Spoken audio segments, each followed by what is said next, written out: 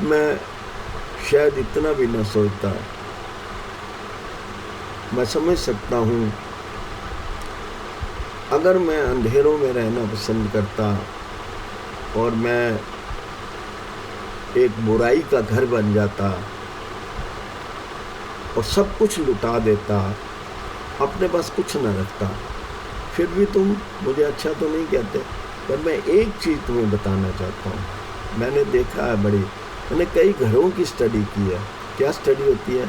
वहाँ क्यों रोता है बंदा? अगर तो इक्वलिटी में रिश्ता हो जाए, यानी कि जितना अमीराना धन दौलत वाले उतने ही लड़की वाले हों, तो कुछ कम संघर्ष होता है।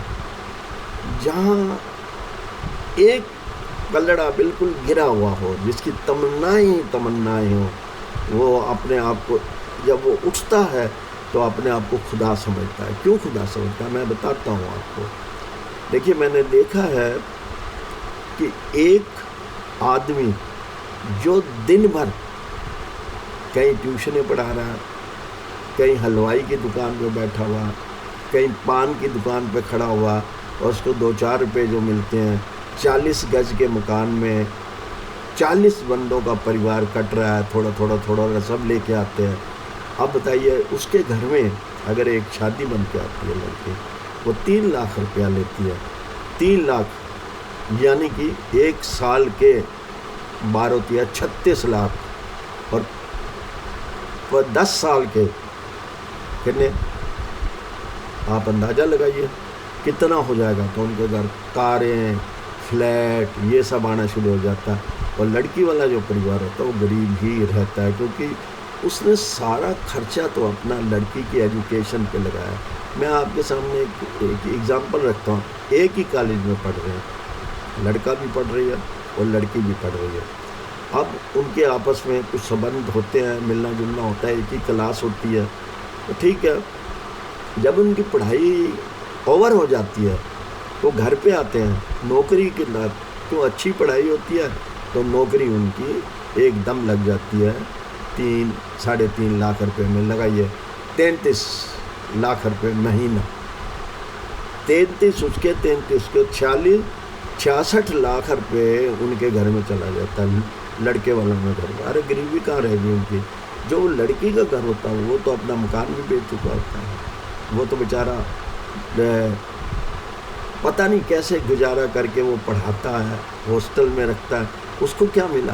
कुछ नहीं मिला ना। पुरानी परंपराओं ने सहारा ले लिया। जितनी पुरानी परंपराएं थी वो आगे कि लड़की दान होती है तो लड़के के पास ही रहेगी, अपने घर तो जा ही नहीं सकती। अब देखिए, पहले युग को भूल चुके हैं, 100 साल पुराने युग को देखें। जब लड़की आती थी, एक संयुक्त परिवार में रहती थी, आदमी नौकरी करता था, वो पैसा ला के औरत के हाथ में देता था, औरत घर चलाती थी, बच्चे पालती थी, उनके स्कूल का खर्चा, राशन का खर्च सब उसी धन में करती थी। और कितना मुश्किल था, और आज कितना मुश्किल है। क्या ये मुश्किल है? ये आसान है। मैंने देखा है। उसके बाद वही जो लड़के वाले कहते हैं, यार हमने तो गरीब इंसान के साथ, शायद गरीब इंसान की लड़की ले ली। देखो यार, उसके घर में तो पूरी रोटी भी नहीं है, और हमारा देखो, हमारे 3-3 गाड़ियाँ खड़ी हुई हैं, फ्लैट देखो हमारे घर में आके देखो। अरे जब ये वो सुनेगा लड़की का बाप, तो उसके जिगर पे क्या बीतेगा, वो क्या सोचेगा? उसके अंदर कितनी एक जलन नहीं होगी, उसके अंदर एक कसक आएगी। ये कैसा संसार है, ये कैसे रीति रिवाज है। अच्छा, उसको छोड़ो। मैंने एक माँ बाप से पूछा, उन्होंने कहा जी ठीक है, ये भी ठीक है, कोई बात नहीं, हम देना।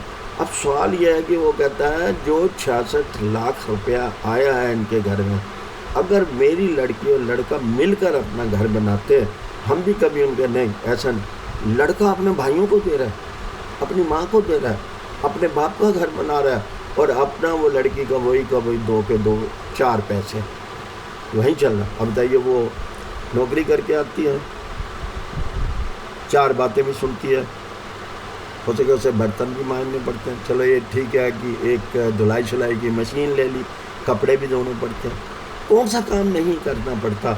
और 3 लाख के मालिक कौन है? लड़का, और लड़के के ऊपर मालिक कौन है? लड़के का बाप। अब लड़की का बाप कहाँ गया? फिर जब वो बेचारा बूढ़ा हो जाता है उसके बाद दवाइयों के पैसे भी नहीं होते। फिर अब वही लड़के का बाप कहता है यार अभी तो उनके पास मकान है, बिकवा देना है यार, क्या करना है उन्होंने मकान। लड़की तो अब पड़ गई, अब मकान के लिए वो केस करते हैं। देखिए अब लड़की और लड़का दोनों बराबर हैं।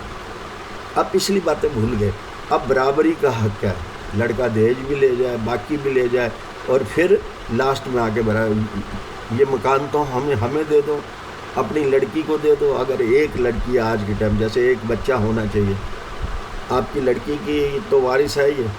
अरे किसी ने सोचा लड़की की शादी के बाद उसने कितने गंदे दिन और बुरे दिन बिताए जिंदा रहने के लिए, आज आप इस मकान को भी नीलाम करना चाहते हैं, और मर गए तो आप कर ही देंगे, क्या फ़र्क पड़ेगा।